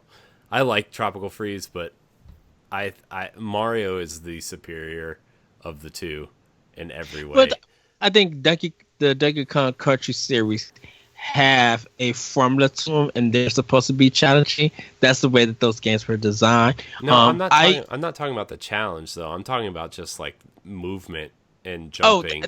well, And yeah, you know. that's part of the Donkey Kong Country. Yeah, I know. Yeah. I know. I will agree with you. And when you said that, like, if they was gonna do a third game, let Playtonic do it. Yes, because Retro is busy right now. They don't got time to be fooling around with anything Retro's else. got to get these Metroid games done, dude. They gotta. Yes. They gotta HDify that trilogy, and they gotta give me Metroid Prime 4, which I can just hear Joey Ferris screaming in his house, like, yeah, dude. If they don't say something about Metroid next year, he's just gonna like, I don't know, man. He's just gonna shut down. He's gonna have words. He's Yeah. gonna have words. Yeah. So, Ed, what's your number two? I feel like I went on a little too long about Ukulele, but it was like, it's the biggest surprise of the year for me, to be honest with you. Dude, it deserves, like, it deserves to be on a Game of the Year list on how good. And like I said, I only played a little bit of it, but the controls are so tight. Yeah. Like you said, the writing is funny. I can't wait to get more to the overworld because I really want to explore and stuff. Mhm. I'm like, it really is good. I think the thing about it is, it's just I'm sad at myself that I had to get the PlayStation version and not the Nintendo version. Yeah. Play it anywhere that you can. Like you said, Team 17 and Playtonic need the support. Play it on any console PC that you can. This games deserve more recognition. Yeah. It's crazy that it doesn't have it. Actually, the overworld puzzles kind of remind me a little bit of the Mario plus Rabbids overworld puzzles. Mm-hmm. Just, small little puzzle here, move these blocks, maybe put it on this button or whatever. But yeah, that's my number two. What's your number two, Ed? Without a shadow of a doubt, everybody who knows me, it's been probably my most anticipated game for the Nintendo Switch. Even not yet with Breath of the Wild 2, but Daemon X Machina. Like, it's a given. Great gameplay. Love the flying. Love the shooting. The customization is bonkers good. Really crazy. Just love, and the free DLC, the content, like The Witcher being in it. Like, Yeah. This is crazy. Like, what is they That doing? Witcher DLC, man, that's a interesting choice for that game. Not that I'm hating on the choice, right? Like, just interesting. Weird things happen. But yeah, like, really, I feel like, because I was talking about how the flying in Anthem is good, but I feel like the flying is better in Daemon X Machina because it was easier to get into than Anthem was. But yeah, the graphics, the fighting, just like the music, like everything about this, of course, is straight Japanese, it's straight Armored Core-ish, I should say. But it's one of the mega games that I wish it had more visibility. And the box cover is, I love the box cover of this. Like, I want a shirt or I need a poster of it. I got to see if they got some Daemon X Machina merchandise so I can order. Of course, the controller that came, that people were able to buy. That massive one. Yeah.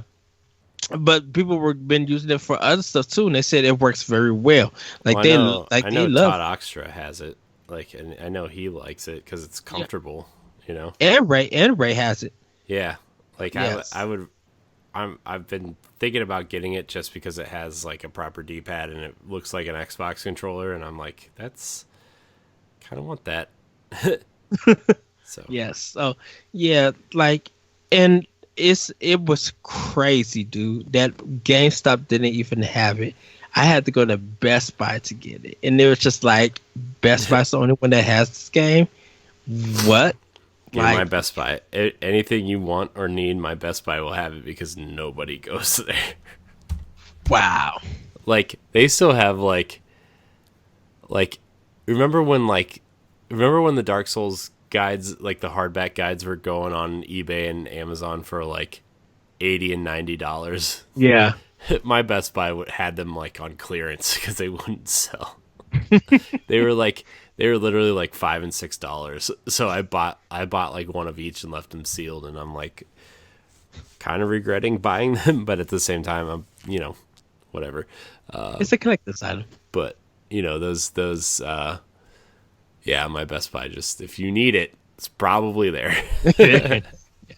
So Dirty, Demon X Machina is my number two. I'm sad that it didn't really get the love that it did get average reviews from different places, but it met my expectations. I love this game. Like it's probably one of the greatest of all time for me. Is like in one of those lists. It's probably my number one mecha game of all time. If I play any other mecha games, because I played Armored Core before, I played some of the games in that series. I think this one, I didn't get a chance to play Virtual On or anything, but like Daemon X Machina, yeah, we both for it. Like I love this game. So my number two is Daemon X Machina. Nice.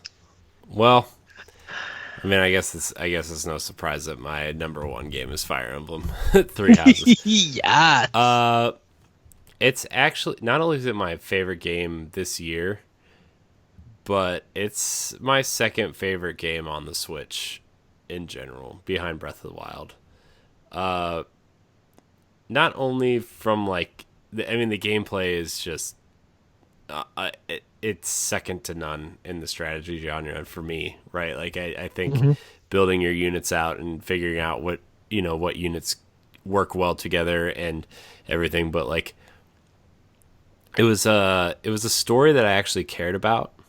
Like I played a lot of the 3DS ones, but it wasn't like the stories were like, A plus writing or anything. It was very just run of the mill Japanese Fire Emblem writing. Like it's just like what you expect from something like that.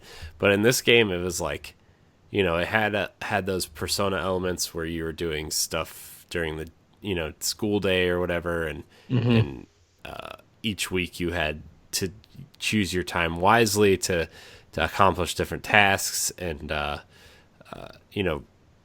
getting your students to have camaraderie with each other and everything, and watching those relationships unfold between the three houses. Like they become friends, right? And they're friends, and they joke around with each other, they eat lunch together, they study together, that kind of thing, right? And recruiting characters from the other houses to join your house is something you can do, but like just watching their relationships unfold in the first half of the game compared to the second half of the game, where like, okay, you've built relationships with these characters, but each house represents a different thought and different belief from a different empire, and the goal of the game is to have the side you choose become the dominant empire, but that comes with consequences, and like you feel those consequences because you are literally killing your friends for what you believe in. And like it just has this, and I know a lot of people probably won't pay that much attention to the story, right? Because it's, they're playing it for the strategy and everything, and that's, Yeah. that's what I was playing it for too. But like when you're really getting into it, and like you're kind of like see points of view from all sides, right? That's the point of the game, is like you choose the house, and when you play through it each time, right, like you choose a different house and you see that perspective of the story. But like just watching like the thought of just like killing your friends for what you believe in is like just something that I'm glad that real life we don't have to do things like that, because like there's a lot of people in this world that believe different things, but we don't have to like, there are people that fight for us, right, that let us do what we're doing now. And like it was just like this really weird sadness while I was finishing that game, like realizing that you're literally murdering your friends to win. And it's almost like, does it really have to be this way?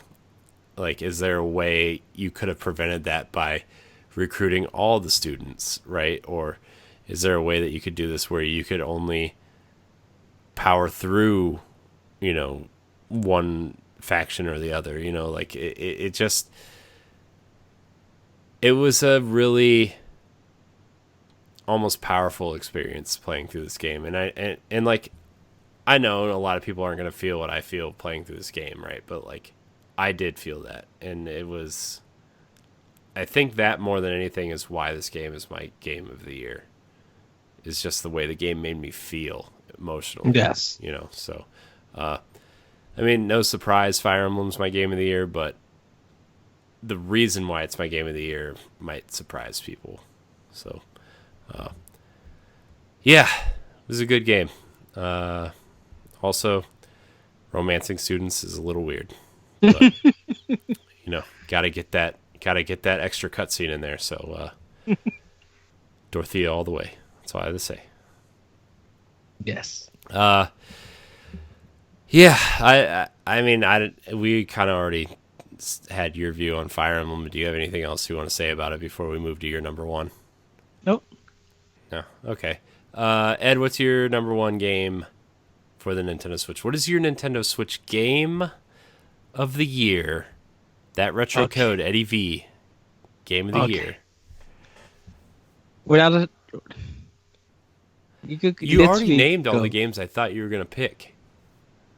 Yes. Like, I thought, honestly, I thought Astral Chain or Daemon X Machina or Zelda, right? Like, those were my three choices for you. And I'm like, you already named all those. Yes. But, boss, we worked on this project for this game that you can read at bossrushgames.com, I believe. Oh, right. Okay, never mind. I know what it is. Yes, of course. It's Yoshi's Crafted World. Everybody, this game is super fun. Literally insane. Very comedic. So detailed. I posted crazy pictures about this game. Like, you do a level in a cardboard ninja school. Like, it's funny. The spookiness at some things, like being able to play the game forward, like from left to right, and then switching it from right to left. The bonus levels, the bosses, like this is challenging in a really good sense. It's very challenging. I just like, why is no one talking about this game? Why is no one like looking at this game on how phenomenal it is? Like, this is another game of all time for me. Like, without a shadow of a doubt. I know I've been saying shadow of a doubt a lot, but it's charming. It's fun. Level design is very creative. Boss is just like the things that they use to create the levels is like very thought provoking. Like, just like my opinion, be like, I am in a bathtub, and they designed the bathtub as like it's a swamp, and there's a big fish with lips trying to bite you, and I'm cracking up. Like, it is literally charming. Of course, the Yoshis are always beautiful and everything. The music is wonderful. The music is good. It's not as catchy as Woody World. Woody World got some very catchy music. That's Love true. that soundtrack. But Crafted World is just like, it may be one of the best platforms that Nintendo has made over the Mario series. Wow. Like, and it's because of the level design. I'm not knocking I'm definitely not marking Mario 3D World, not mocking 3D Land or Super Mario Golden like, I'm not mocking none of that. Go ahead, Corey. You have to think, like, you talk about level design, and yeah, like, maybe your first run through of the level is going to be like simple or whatever if you're not trying to find all the flowers or whatever, but like, they have to make that level work left to right, right to left. And then, like, it's a diorama, so you can turn it 180 degrees, and it's got to work as a level backwards. Like, it's got to work 4 different ways, right? That level. Yes. And that is incredibly difficult to do. Like, it's probably incredibly difficult to make a decent level going right from left to right in one way, right? And like the fact that you have to like turn the level around, you have to hide things in certain places that maybe you see them one way and don't see them the other. Like, that kind of level design is really interesting to see unfold in this game. No pun intended. So, but yes. So, Yoshi's Crafted World, it's one of the Switch's best games. It's one of my games of all time, man. It's probably one of the best platform games that I've ever played. And yes, we did just talk about Yooka-Laylee and the Impossible Late Mission. I'd still recommend that game. Still recommend. But Yoshi's Crafted World is like, yeah, it blew me away for 2019, and I don't think anything could touch that game. A lot of people can say, well, there's other games that have been better and it didn't sell well and all. I'm just like, you sit down and you play that game straight, and you would be surprised on how detailed and well made and the quality of that game is. So yeah, Yoshi's Crafted World. It's my number one game of the year for Nintendo. Papa. What a great list of games we have here. You know, like, yes, and you know, I know we only had what, like 3 double ups on here. Like, you know, it just shows that, you know, the Switch is just one of the most dynamic consoles out there, right? Like, I know a lot of the stuff on Xbox is changing up a little bit, you know, and PlayStation has their audience, right? But like, the way that indies and third parties and first party games all kind of work together to make this kind of really solid, cohesive library, right? And like, in even PC games that's coming to Switch, well, like Civilization 6, like that's big. I mean, like, even taking the fact that Nintendo doesn't have to worry about 2 platforms anymore, right? Like, you know, it was always like, if you wanted to be the hardcore Nintendo fan, you had to own the home console and the handheld. Well, you know, I mean, we had a couple 3DS games this year, right? But like, nothing absolutely critical to the point, you know, in now that Nintendo is kind of really, at least everything in-house is focused on Switch, like, we're getting, I mean, look how overwhelming the first party stuff was this year, especially from June to October, right? Like, yeah, that's that whole, just like, I mean, even into November, right? Like with Pokemon and stuff. So it was just a great year for Switch, you know, and I mean, this could just lead into Deshaun's question, our last question of the night. He says, are you excited for Nintendo Switch in 2020, even though there isn't a lot of big things confirmed for the year? Yeah, because at the beginning of this year, at the beginning of 2019, the only games we knew about were Yoshi's Crafted World and Fire Emblem. Fire Emblem didn't even have a title at the beginning of the year. Yes. Right? And so, you know, I'm always excited for Nintendo. You know, Animal Crossing might not be my jam, but Tokyo Mirage Sessions is, and Xenoblade Chronicles is, and you know, some of these Gods and Monsters is coming to Switch, and that game looks really cool. So there's 3 games right there I'm really excited for, and that's not in counting, you know, the indies or whatever Direct comes soon, you know, to kind of lay out next year. So right, and we still got indie stuff from 2017 and 18 that hasn't been released yet on Switch, that got announced but just haven't been released because they've been probably working on it. You mentioned the indie world that they just shown a couple of weeks ago, like that got a lot of promise in 2020. We still got Shin Megami Tensei 4. We still got Rune Factory and this remake coming into Switch. Like, there's a lot of stuff that is on board. We just got to be patient I and mean, wait for more info to be released about it. I mean, from that indie direct, like Oddworld Stranger's Wrath and Axiom Verge 2 are And already two of the games at the top of my list next year. our World Strange Wrath is already on Switch. It's like it's available to buy. Yeah, I mean, it's not coming out till January, though. It's just a pre-purchase, but... Oh, I thought it was available to buy. No, I thought looked. they had Trust it. me, I saw it. I looked. Oh, okay. It's definitely a pre-purchase. It's coming out on January 20th.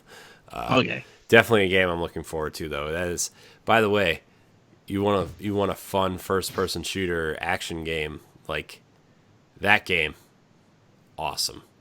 Yes. So, but you know, like I think the Switch is still heading into its prime, right? Like I know that first year was amazing, and last year we got Smash, which by itself was dominating, and this year we had a whole bunch of awesome first party games. You know, next year I think, like even if they don't come next year, right? Like on the horizon still we have Breath of the Wild 2, we have Metroid Prime 4, and we have Bayonetta 3. Those are three heavy hitters, right? And Yes. you know, I'm sure Nintendo will at some point announce Mario Odyssey 2 or 3D World port or Zelda ports, right? Like they have so much in their arsenal right now that they can just say, "Oh yeah, we need to fill a slot here. We'll just use this Wii or Wii U game and touch it up a little bit," right? Like that's what the first half of the year next year is, right? With Tokyo Mirage Sessions and Xenoblade Chronicles. I just think 2020 will just be another great year. You know, I'm sure we'll get a whatever the third version of Pokemon Sword and Shield is next year, right? Like I'm sure that's happening, or you know, something of that nature. So, but yeah, 2020, I don't have any reason to think that it will be a down year for Nintendo Switch. Yeah, I think there's going to be a lot of games for all three platforms, and I think Sony and Microsoft needs Nintendo to fill that void before their next game and stuff coming out. Because you know Microsoft is ready to come out hard. Sony is gathering up for their stuff for next year. But Nintendo's going to be like, we just want to drop games and content and keep you guys in our ecosystem, make you look forward to stuff. And if you're not a Nintendo Switch owner, hopefully this game that we have for our console will make you become one. Mm-hmm. So, yeah, you know, and outside of Nintendo's first party stuff, you know, we have the Mega Man Zero ZX collection next year. We have Crystal Chronicles Remastered next year. Darksiders Genesis next year, which I think looks freaking awesome. I don't care what anybody says about Darksiders. I love all those games. We have Animal Crossing next year, Doom Eternal next year. Sorry, I'm just kind of running through this list here. The Trials of Mana is coming next year, which looks awesome if you're into action RPGs. So it's going to be a great year for Switch next year again. So Axiom Verge 2, Oddworld Stranger's Wrath HD. Sorry, I'm just kind of scrolling here. I know it's kind of dead air, but Empire of Sin, that strategy game that they showed at E3. That game looks really cool. That the George Romero game. Yeah. So Gods and Monsters, I think, is going to be awesome. Everybody's hoping for a Mario and Rabbids 2 announcement. Yeah, I'm waiting for that announcement as well because that first game's awesome. The Lego Star Wars Skywalker Saga, which, you know, if you're into Star Wars and the Lego games, that's going to be a huge game, considering it's basically 4 games in one. Right. No More Heroes 3 is next year, which I kind of forgot about, but that trailer was pretty cool at the Game Awards. So, you know, there's enough here for everyone. Streets of Rage 4 is next year. Yes. Game Informer doesn't really have anything else listed for Switch. But I mean, that's already what, like 25 games I just listed.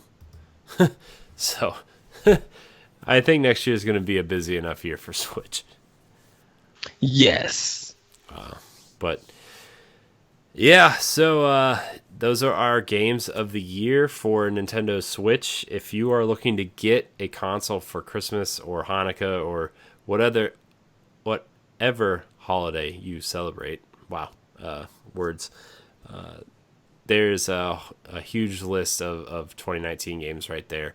Or, you can go back and listen to our previous episodes, check out our website for I kind of want to work with Ed on a top 25 list for Switch heading into 2020.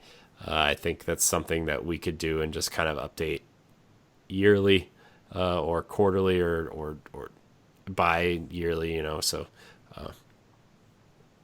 anyways, that's it. If you want to write a question in, be on our first show of the new year, you can email us at nintendopalblock@gmail.com. Follow us on Twitter at boss_rush_games, and check us out on Facebook. Look for our social media threads. Join our Facebook group. Join our Discord. We are going to start our live shows again on Mixer and Twitch. So check out Boss Rush Games Live on those platforms. Just hit that follow button, and it'll notify you when we go live. Check us out on YouTube. Go to youtube.com/bossrushgames. Subscribe and hit the bell so you are notified when our new videos go up. And subscribe to us on podcast services. Subscribe to Nintendo Pal Block as well as the Boss Rush podcast. Remember to review and rate us on those platforms that you listen to us on. It really helps us grow with discoverability. Ed, where can we find you? You guys can find me on Twitter at TheTemperatureCode, and you can find Optional Opinion on SoundCloud and other podcast apps. And also check out Boss Rush Podcasts on YouTube and on our website, bossrushgames.com.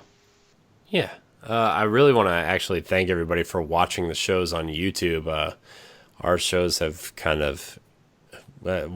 people watching our shows on YouTube has actually gone up quite a bit. So that's awesome. That's really awesome to see because... it's not like a ton of work goes into the videos, but we do put work into the videos to make them watchable at least, and it's nice to see that people are taking the time to check it out. So, yeah, it was nice to see. So, you can find me at CoreyHD713 on Twitter and CoreyHD on Instagram and Mixer. You can also find me on the Boss Rush podcast. Remember to check out our upcoming content, including Standard Definition, a retro and nostalgia-based podcast, and also 1v1, which will go up on the Boss Rush podcast feeds, our interview series. So very excited for those. Also coming up on our YouTube channel, Pod and Play, a podcasting Let's Play series where Ed and I and various other hosts and guests will join us for episodes. Season 5. Yes. Well, technically, yes, but the first season on Boss Rush. So we will keep you posted on when episodes are going up, what games are going up for that first Boss Rush season. And then the Retro Game Show we are going to get back to in 2020. Finish up a link to the past and move on to the next game on our list. Also, Ed, I know you are doing Hit 'em Hard. Are you going to continue that series? Yes, I will be continuing Hit 'em Hard. I actually got busy with work, but I will be coming back. I've been trying to upload another DMC 5 one. If I can't upload it, then I'll just put a new one up, and we will go from there because I really want to do Titanfall 2 on hard, and really just go at it and just be like, okay, yeah, this is fun. But yeah, Hit 'em Hard will be back, everybody, for next year. Yeah. Anything else? I don't think so. I really want to thank everybody for supporting Boss Rush games and the return of Nintendo Power Block. What? Every time I go Yes. into it, Ed does that thing where he's like, I forgot to say something. Yes. Everybody, we are getting close to the index challenge. So we will be starting the new BRG challenge, the Boss Rush Games challenge, actually January 1st on New Year's Eve. So I will have the rules up for it on how that goes. Hopefully you guys will be able to contribute. It's a great way to get rid of some backlog that you've been playing and actually be rewarded. Like you're really enjoying this stuff because I think it's a fun thing to do. Yeah, and So we also encourage you to post your results in the Facebook or Discord, right? Because like yes, it gets other people involved in wondering what you're doing, and it's almost, not only is it like a challenge to, you know, get your backlog done, but it's also something that we're going to use to build community and see what we're playing, and you know, we've been throwing around the idea of doing a video game book club, so that's also going to probably tie into the backlog challenge as well. So yes. So yes, and like I said, I will have more details about how that's going to go. I cannot wait for you guys to join us. So yes. yeah, like I was saying before, I do want to thank everybody for supporting Boss Rush Games and kind of the direction that we've been taking and the return of Nintendo Power Block. It's been really humbling to see the support that we've been getting and the continued support. And, you know, I know Power Block has transitioned networks a few times in its lifespan, but it's still the same show. It's the show that we love to do, and it's the show that we love to do for you. And you know, when we took it away, we had a outcry of people begging us to bring it back, you know, and it was kind of humbling to see that, and that's, you know, that's why we brought this show back in particular, and kind of took the NX show and made it, you know, what it is today in the Boss Rush podcast. And I love working with Jesse and Ray and Ed, and it's you know, you podcast, you know, we all started creating content because we love video games, and you know, the things that video game culture kind of surrounds us with, and how we kind of fell in love with this stuff. And you know, that's why Standard Definition exists, that's why Boss Rush exists, that's why Power Block exists. But you never really know like how it's gonna go, and this year was really full of ups and downs, in particularly for me, you know, and to see the year kind of end on a really, really high note is really fun and humbling for me personally, and us as a group. Like, you know, and just thank you everybody who continues to listen and watch and support us, and feedback and your questions and your kind words on Twitter and emails and Facebook and stuff. It's you know, it's I love doing this, and it's been a fun ride, and 2020 I feel like is going to be something special for us as a group. So I just want to thank everybody. I want to thank Ed, you know, who you know, Ed, you've been kind of like that person that just keeps pushing me through and pushing me forward, and keeps me sane when I'm trying to do 5,000 things, to be honest. Very true. But you know, I don't think I say this enough to you. I don't say it enough to Jesse or Ray either. But you know, thank you for being a friend and a teammate, and just being an awesome host and friend. Oh, You thank know, you very much. and I mean that sincerely, you know, not just for you, but you know, for Jesse and Ray, and you know, I'll tell them tomorrow when we record. But Yes. you know, this is something that is really special to me personally, and just having friends to do it with is awesome. So, didn't really mean to get all sappy or anything. I just wanted to end 2020 or 2019 going into 2020 on a happy and thankful note to everybody who listens to our content and has for 5 years at this point. So, Yeah. So thank you guys, everybody, for listening and or watching. And we will see you guys in 2020. Bye, everybody. Woo, woo.